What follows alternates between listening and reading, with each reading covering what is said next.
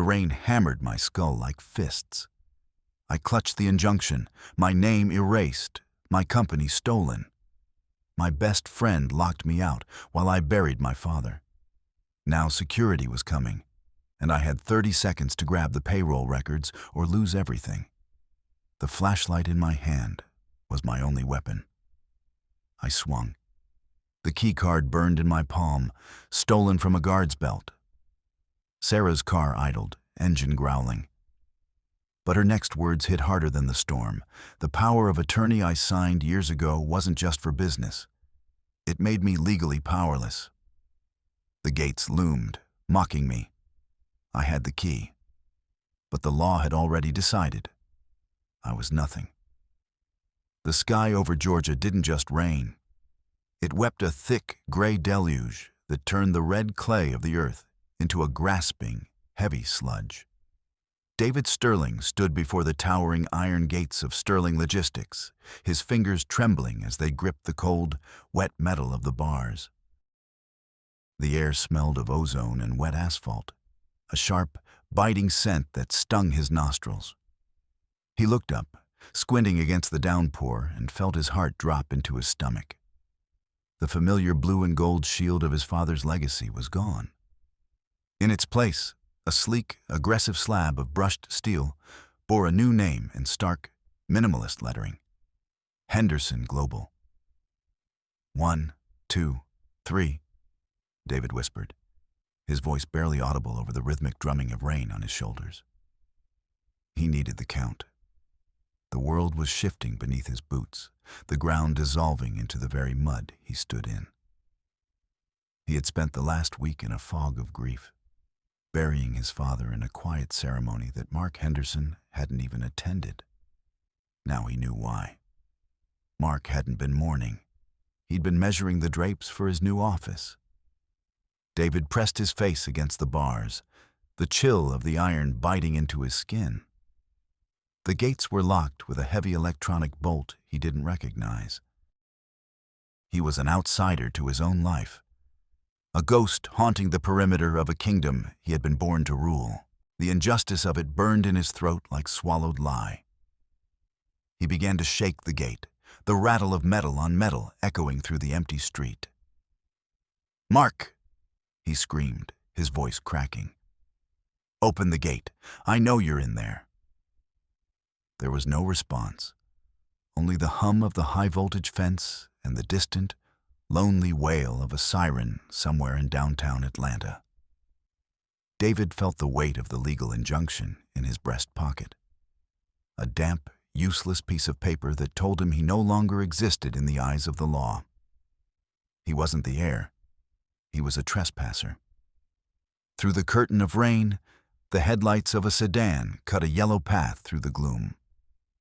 The car pulled up to the curb, tires splashing through a deep puddle. Sarah Johnson stepped out, her trench coat already dark with moisture. She didn't bother with an umbrella.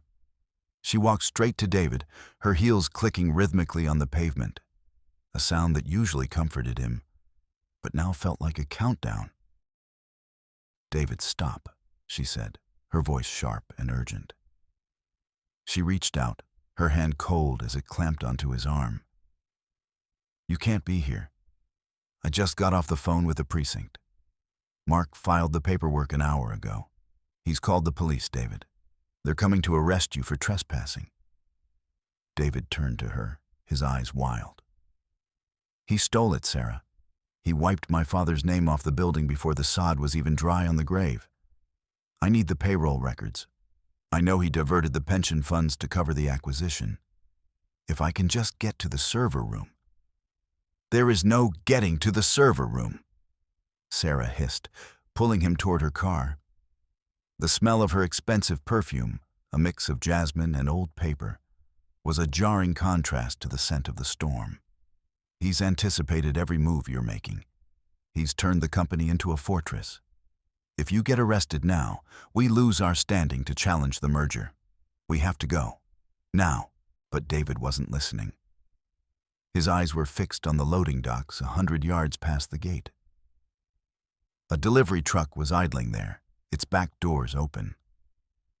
If he could just slip through the perimeter fence where the kudzu vines had grown thick enough to weigh down the chain link. He wrenched his arm free from Sarah's grasp. "I'm not leaving without proof," David said, his jaw set in a hard line. He turned and ran toward the side of the property, his boots splashing through the rising water. He could hear Sarah calling his name, her voice fading into the roar of the wind. But he didn't look back. He counted his strides, 1, 2, 3, 4, until he reached the spot where the fence bowed under the weight of the purple-veined vines. He scrambled over the top, the jagged wire catching on his palm and drawing a thin line of heat that he knew was blood. He dropped into the mud on the other side, the impact jarring his teeth. He stayed low, crawling through the shadows of the parked trailers. The air here smelled of diesel and wet cardboard. He was mere yards from the side entrance when the world suddenly exploded into white light. "Hold it right there," a voice boomed. Two security contractors, massive men in black tactical gear, stepped out from behind a stack of shipping pallets. The rain glinted off their visors. David didn't hesitate. He reached into his heavy work jacket and pulled out his industrial flashlight. A foot-long cylinder of aircraft-grade aluminum. The first guard lunged, his fingers reaching for David's throat. David swung the light, the heavy metal connecting with the guard's ribs with a sickening thud. The man groaned and folded. The second guard was faster, swinging a telescopic baton that whistled through the air. David ducked, the wind of the blow passing over his head. He felt the spray of mud as he rolled, his fingers closing around the guard's ankle. He pulled with everything he had. The guard went down hard, his head bouncing off the concrete loading ramp. For a second, the only sound was the heavy breathing of the three men and the relentless rain. David scrambled toward the fallen guard, his heart hammering against his ribs like a trapped bird. He saw it then, a lanyard dangling from the man's tactical vest. At the end of it was a thick, black card with an embedded gold chip. He yanked the card free, the plastic snapping. It was an encrypted master key. He didn't know if it would get him into the main server, but it was a start. It was a physical piece of the kingdom he could hold in his hand. "David, behind you." Sarah's car had breached the outer perimeter road, her tires screaming as she skidded toward the loading dock. Behind her, the blue and red strobe lights of police cruisers flickered against the low-hanging clouds. David scrambled into the passenger seat just as Sarah slammed the car into reverse. "Did you get it?" she demanded, her hands white-knuckled on the steering wheel. David held up the keycard, his chest heaving. "I got it." As they tore away from the facility, the sirens grew louder, a chorus of predators closing in. Sarah drove with a frantic, focused energy, weaving through the back streets of the industrial district. The silence in the car was heavy, broken only by the rhythmic swish of the windshield wipers. "David," Sarah said after a long moment, her voice trembling. "There's something else. Something I didn't want to tell you until we were clear." "What?" David asked, his thumb tracing the gold chip on the key card. "The power of attorney you signed 3 years ago, when your father had his first stroke. Mark didn't just use it to sign the merger papers. He went to a judge in Fulton County this morning." She paused, her eyes fixed on the road. "He submitted a petition for emergency guardianship. He used your medical history, the counting, the eccentricities your father used to complain about. The judge signed it, David. You've been declared legally incapacitated. Mark isn't just the CEO of your company now. He's the legal conservator of your entire life. Your bank accounts, your property, your right to even hire me. It's all gone. Legally, you're a ward of Mark Henderson." The world tilted. David looked down at his hands. He tried to count the seconds between the wiper's strokes, but the numbers wouldn't come. He was a prisoner in a body the law said he didn't own. Subverted beat 1.5. David sat in the dim light of the car, the heater blasting a dry, artificial warmth that smelled of dust. He forced his mind to work, to calculate. It's a legal maneuver, Sarah. A temporary one. We can fight it. We'll go to the media. We'll show them the records of my father's intentions. I have the keycard. We can get the data that proves Mark was skimming before the merger. He felt a surge of cold confidence.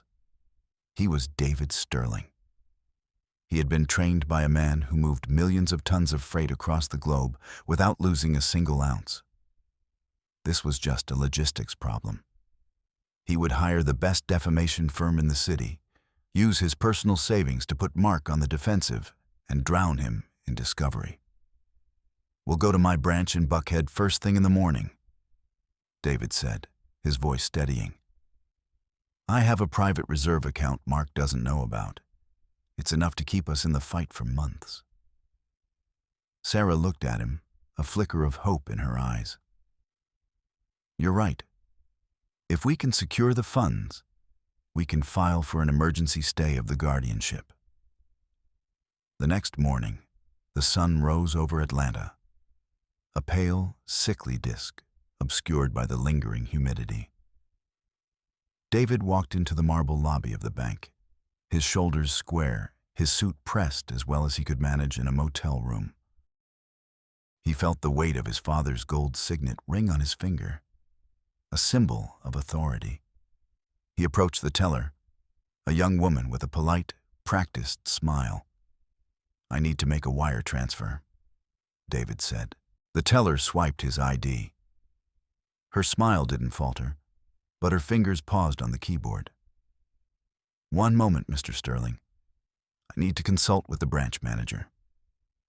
David waited, his heart ticking like a clock. He saw the manager, a man in a sharp gray suit, approach the desk. The manager didn't look at David.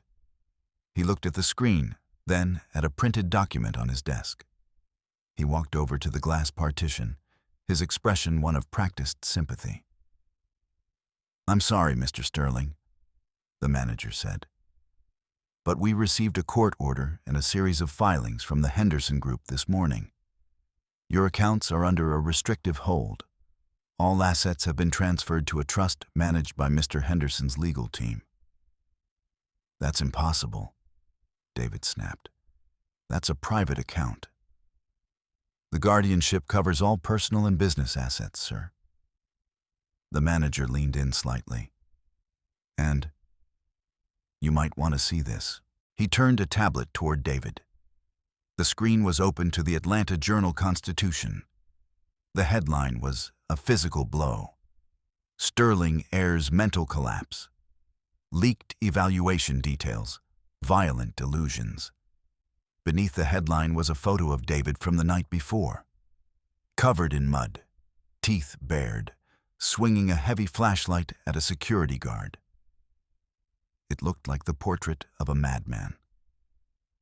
The article quoted a falsified psychiatric report from Dr. Aris, detailing David's obsessive counting and paranoid fixations on corporate conspiracies.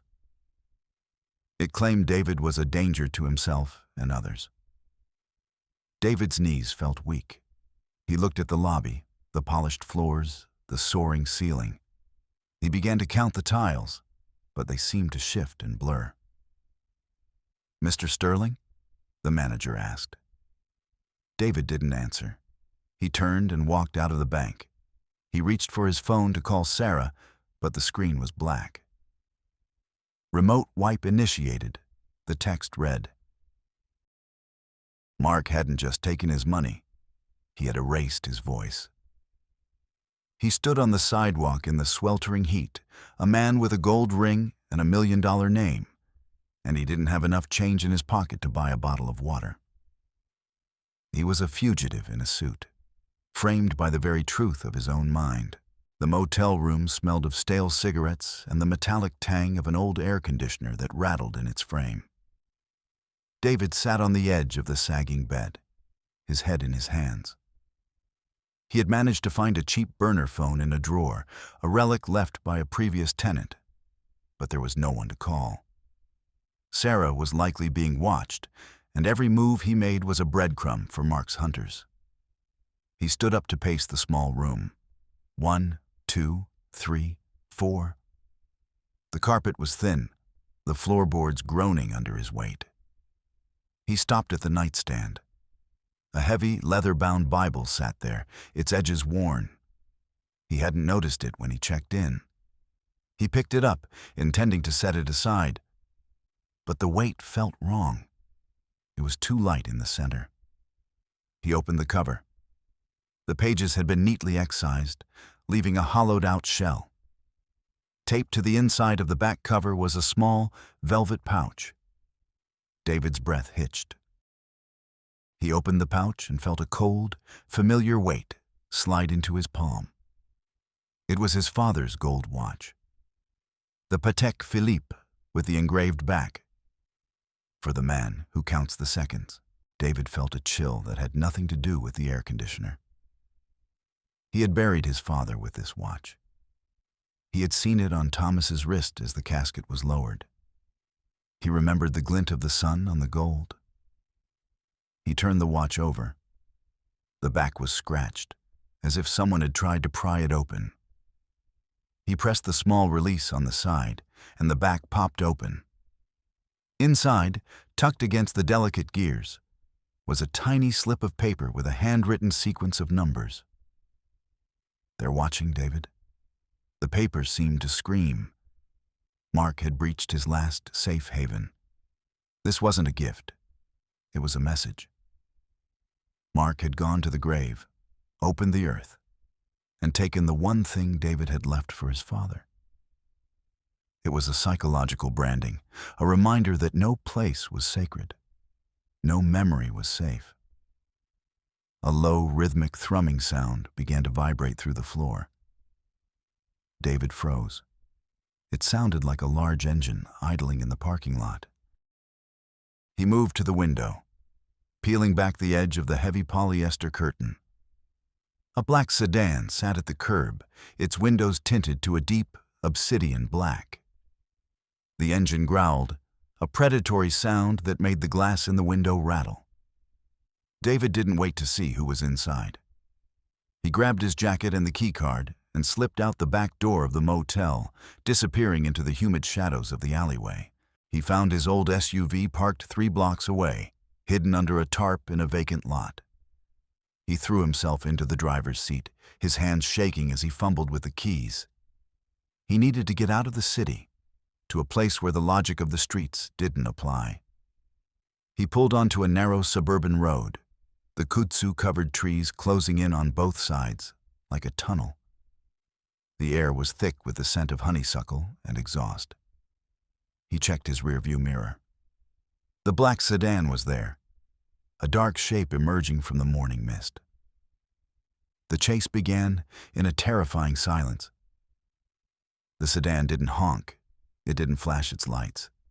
It simply accelerated, the roar of its engine filling the cabin of David's SUV. David pushed the pedal to the floor, the old engine screaming in protest. He veered around a slow-moving delivery truck, the tires of his SUV chirping as they fought for grip on the humid asphalt. The sedan lunged, its front bumper clipping David's rear fender.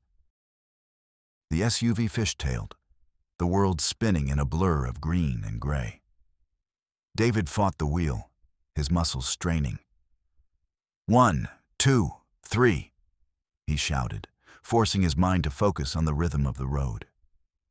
He saw a construction site ahead, a skeletal frame of a new office building surrounded by mountains of red dirt and jagged concrete. A roadblock of orange barrels sat across the main entrance. David didn't slow down. He steered toward the gap between the barrels and a massive yellow excavator. The SUV hit the dirt, bouncing violently. David felt his head hit the roof, a sharp pain blossoming behind his eyes. He saw the sedan try to follow, but the lower clearance of the car worked against it. The sedan's front end bottomed out on a pile of rubble, sparks flying as metal ground against stone. David kept going, driving deeper into the maze of the construction site until the SUV finally stalled in a deep pit of mud. He jumped out, his boots sinking into the muck. He could hear the car doors of the sedan slamming behind him, the heavy thud of boots hitting the ground. He ran into the skeletal structure of the building. The air smelled of raw concrete and sawdust. He climbed a temporary wooden staircase, 1, 2, 3, 4, 12, and hid behind a stack of drywall. Below him, he could hear the mercenaries moving through the darkness, their flashlights cutting through the dust-filled air. "He's in here somewhere," a voice rasped. It was Robert Miller. David recognized the gravelly tone from his father's old security briefings. Miller was a man who saw people as packages to be delivered or destroyed. David held his breath, the gold watch clutched in his hand. He waited until the flashlights moved toward the far end of the basement. Then he slipped down a different set of stairs and out into the night. He didn't have a car, he didn't have money, and he was covered in the red clay of Georgia. But he had the keycard. And for the first time, he had a target. He found a 24-hour internet cafe in a strip mall that smelled of burnt coffee and floor wax. He sat in a corner booth, the stolen laptop he'd picked up from a pawn shop earlier that day, glowing in the dim light. He swiped the encrypted keycard through a portable reader he'd rigged. The screen flickered. Then a directory began to scroll. Names, dates, access logs. He searched for the name he needed, Michael Davis. The registry showed that Michael hadn't been fired. He hadn't resigned. His status was listed as medical leave, indefinite. But the GPS logs for Michael's company-issued vehicle told a different story. For the last 3 weeks, the car had been stationary at a single location, the Oak Ridge Recovery Center. David pulled up a map of the facility. It was a private clinic tucked away in the pine woods north of the city. On the surface, it was a high-end rehab for the wealthy. But as David cross-referenced the corporate logs with the facility's billing records, he saw the truth. Mark Henderson wasn't paying for Michael's recovery. He was paying for his silence. The bills were being flagged as security consultation fees. Michael Davis was the only man who could explain the digital forgeries Mark had used to bypass the board's oversight. He was the witness who could turn the tide. David felt a cold spark of hope. He wasn't just a fugitive anymore. He was a rescuer. He closed the laptop and stood up, his mind already calculating the distance to Oak Ridge. 32 miles. 2 hours if he moved through the back roads. He looked at the gold watch. The second hand was sweeping with a steady, relentless precision. 37, 38, 39, David whispered. He stepped out into the humid night, the smell of rain returning to the air. He didn't know how he would get inside a high-security clinic with no resources. But he knew one thing. Mark Henderson thought David was a man who could be broken by taking away his name.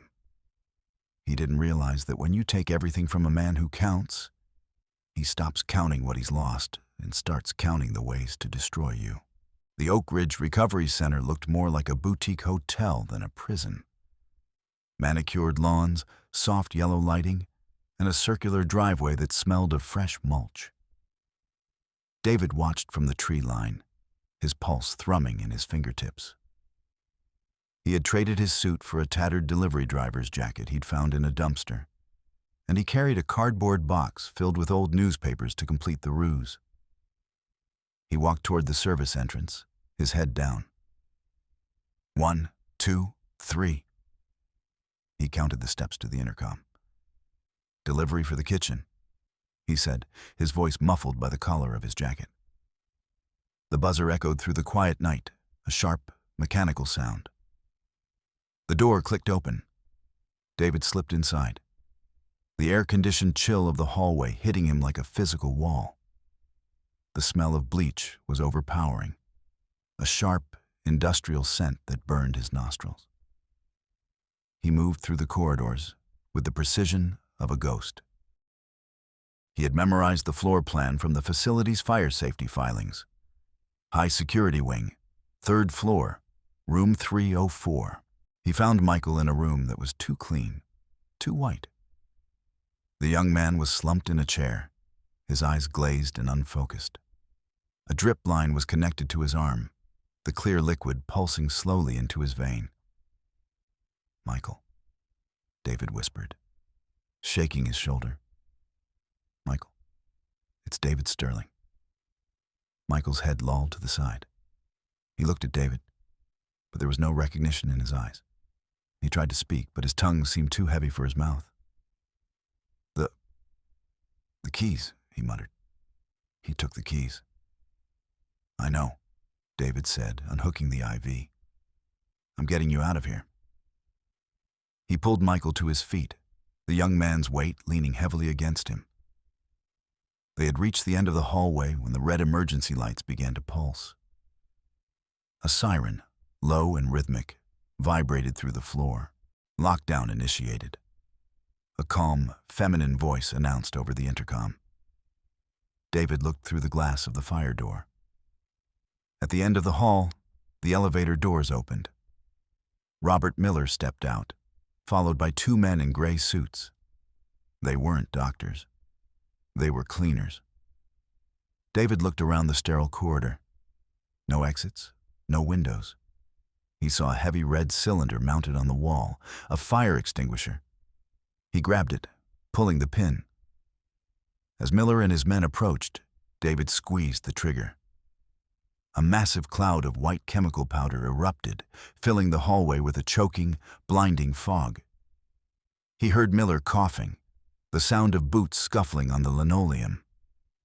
David lunged forward, using the heavy base of the extinguisher like a club. He felt it connect with something solid, a shoulder, a jaw. And then he was dragging Michael toward the service stairs. They burst out into the night air, the humidity clinging to them like a wet blanket. David found a facility transport van idling near the loading dock, its keys in the ignition. He threw Michael into the passenger seat and slammed the door. He floored it, the van's tires screaming as he swerved past a black SUV that was trying to block the gate. He felt the impact as the van clipped the SUV's bumper, the sound of rending metal echoing through the pines. He didn't look back. He drove until the lights of the clinic were nothing but a faint glow in the rearview mirror. He stopped the van in the basement of an abandoned warehouse on the outskirts of the city. The space was flooded with an inch of stagnant water that smelled of oil and rot. He helped Michael out of the van and sat him down on a rusted crate. "Michael, listen to me," David said, his voice urgent. "I need the data. I need the trail that proves Mark forged the board signatures." Michael looked up, his eyes finally starting to clear. He wiped a hand across his face, his fingers trembling. "David, you don't understand. There is no trail." "What do you mean?" "The night they took me, Mark didn't just lock me up. He made me watch. He used my credentials to trigger a wipe of the primary servers. Every log, every backup, every digital footprint of the last 6 months. It's gone. There's nothing left to show the board. It's just your word against his. And right now, the world thinks you're a kidnapper." David felt the breath leave his lungs. He looked at the watch on his wrist. The seconds were still ticking, but the time felt hollow. He was trapped in a basement with a witness who had nothing to say, and a city that was hunting him like an animal. Subverted beat 3.5. David stood in the center of the flooded basement, the cold water seeping into his boots. He looked at Michael, then at the small, flickering television sitting on a workbench in the corner. He reached out and turned the knob, the static clearing to reveal a local news broadcast. "This is a logical step," David whispered to himself. "We have the witness. We have the story. If we can get a reporter here, we can turn the kidnapping charge into a rescue story. People love a hero. They'll see the truth." He felt a surge of adrenaline. He would call Jennifer Wilson, the young reporter who was always looking for a scoop. He'd give her the exclusive. She would see Michael's state, see the drugs in his system, and the narrative would flip. Mark's house of cards would tumble. "It's going to work, Michael," David said, his voice filled with a desperate optimism. "We just need one break, one voice to tell the story." Michael nodded weakly. Okay, David. I'll tell them. I'll tell them everything." David pulled the burner phone from his pocket and dialed the number for the Chronicle's tip line. He felt a moment of pure, crystalline relief as he heard Jennifer's voice on the other end. "Jennifer, it's David Sterling. I have the IT head. I have the proof of the kidnapping. Meet me at the old warehouse on 4th Street. Come alone." "David? Oh my God, are you okay? I've been trying to find you. I'll be there in 20 minutes. Don't move." David hung up and leaned against the cold brick wall. He closed his eyes. For the first time in days, his shoulders dropped. The crisis was over. He had the witness, he had the media, and by morning, the police would be looking for Mark Henderson, not him. He looked at the television again. The news was still on. A breaking news banner flashed across the screen.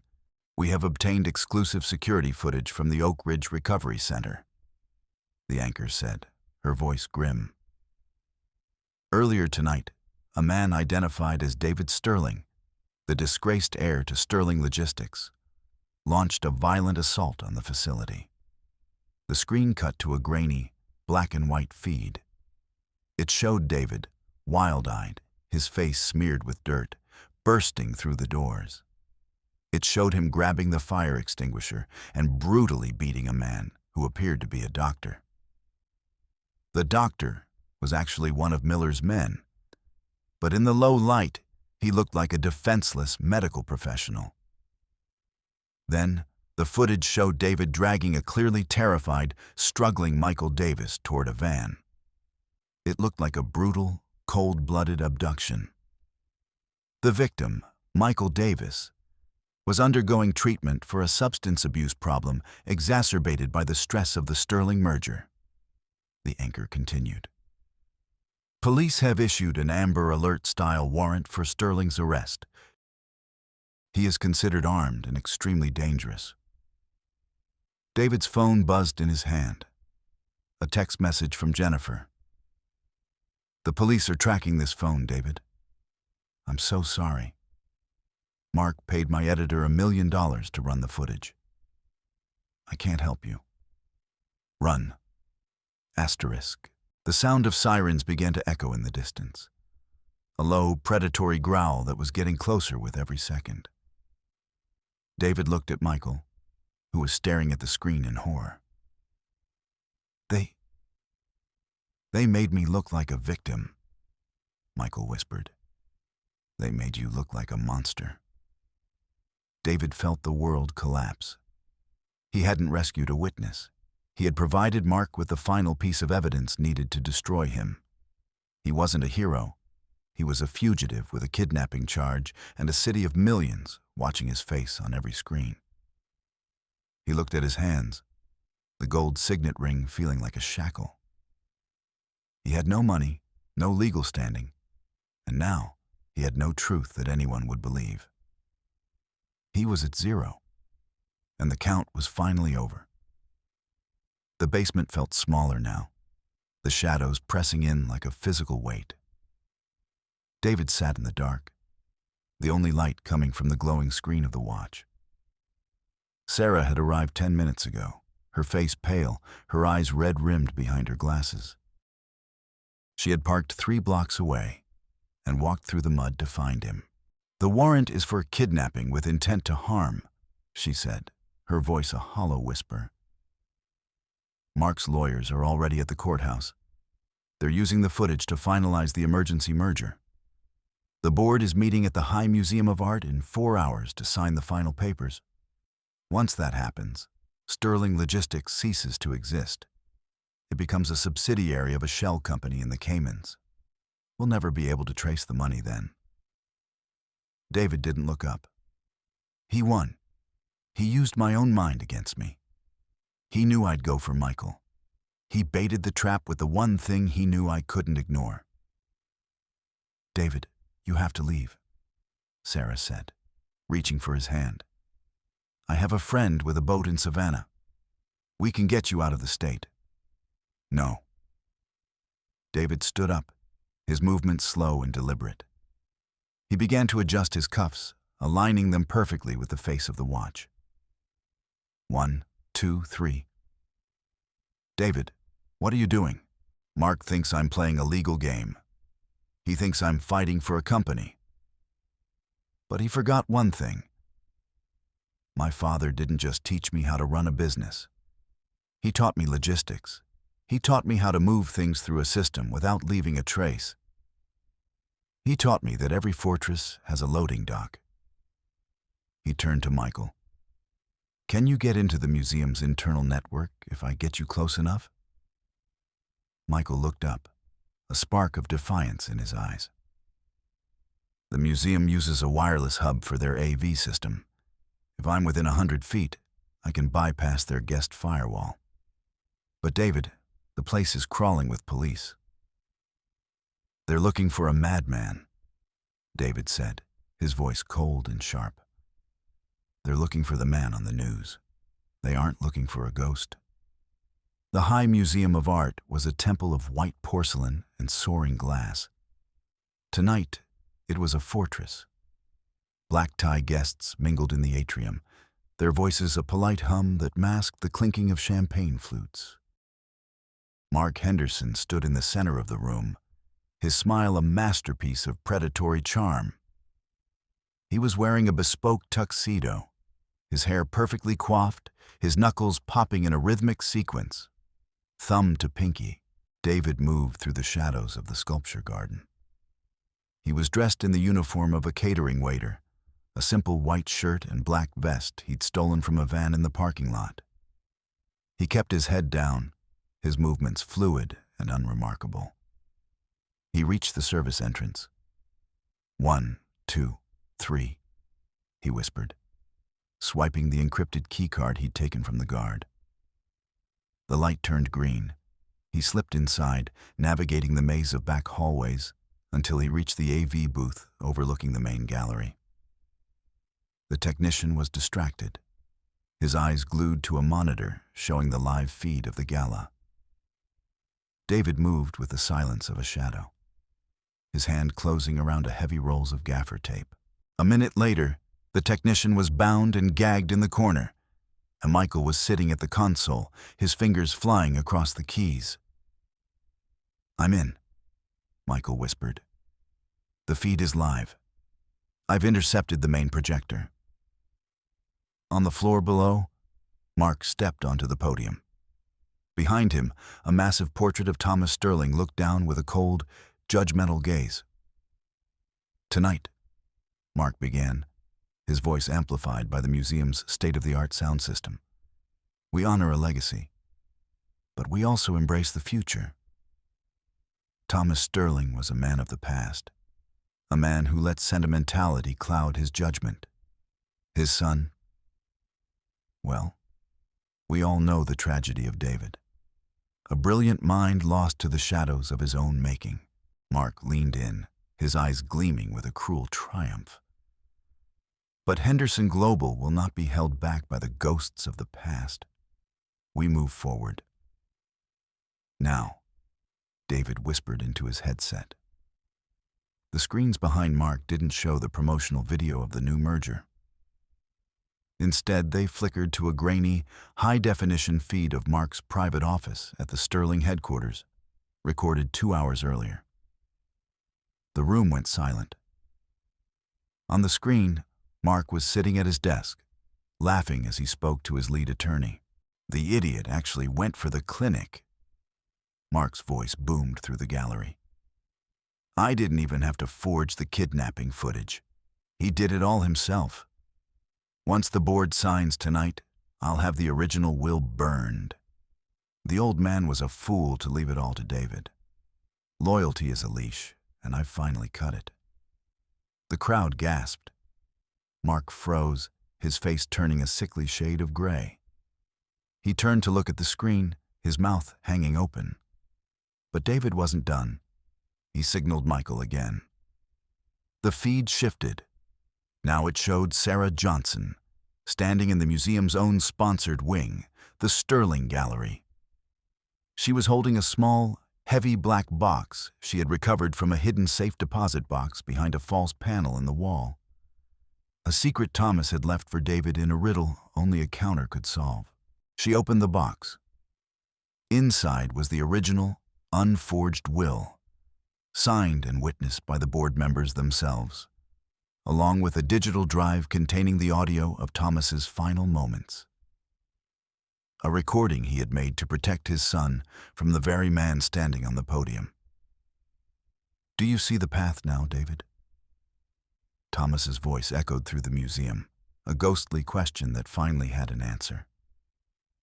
The police, who had been stationed at the doors to catch a fugitive, moved toward the podium.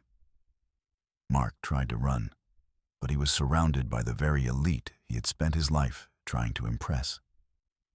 The pop, pop, pop of his knuckles was the only sound in the sudden, deafening silence. The rain had stopped, leaving the city of Atlanta smelling of wet stone and new beginnings. David sat in his father's old office, the mahogany desk feeling solid beneath his hands. The room was quiet, the only sound the steady ticking of the gold watch on his wrist. Sarah stood in the doorway, her silhouette framed by the morning sun. "The liquidation is complete, David. The assets have been recovered. We can restart the firm by the end of the month." David looked at the portrait of his father. He didn't feel the need to count the steps to the door. He didn't feel the weight of the legacy pressing down on his shoulders. "No," David said softly. "Dissolve the company, Sarah. Liquidate everything. Pay the employees their full pensions, plus a 20% bonus for their loyalty. Sell the building." Sarah blinked. "David, this is your father's life work. What about your seat at the head of the table?" "My father's legacy wasn't a building or a name on a piece of steel," David said, standing up. He felt the signet ring on his finger, not as a shackle, but as a memory. "It was the mind he gave me, the ability to see the world for what it is and find a way through. I don't want to be a steward of his past. I want to be the creator of my own." He walked out of the office, his stride steady and sure. He met Sarah at the rain-slicked docks, where the river flowed toward the sea, indifferent to the struggles of men. He signed the final documents, the ink drying quickly in the humid air. He felt a sense of peace he hadn't known since he was a child. He wasn't a fugitive, he wasn't a ward, and he wasn't a ghost. He was just David. He drove to the cemetery, the grass still sparkling with dew. He walked to his father's grave and stood there for a long time, the silence of the stones a comfort rather than a threat. He took off the gold watch and placed it on the headstone. "The count is finished, Dad," he whispered. He turned and walked toward the skyline, where the sun was burning through the last of the mist. He had no company, no fortune, and no name on a building.